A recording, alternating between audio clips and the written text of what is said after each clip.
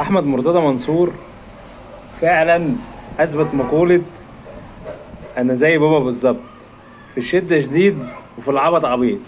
ليه؟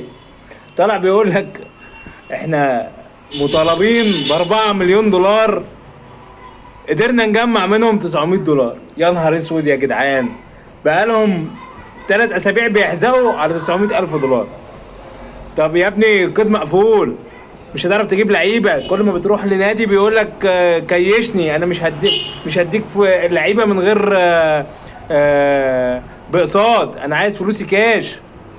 آه، عندك احمد عيد، الباك اليمين بتاعك سابك وهرب. احمد منصور ده هرب. كله خلع منك، كله خلع. زيزو عايز يخلع 3 مليون دولار يا ابني في السنه. 3 مليون اي حد هيخلع، ما فيهاش انت.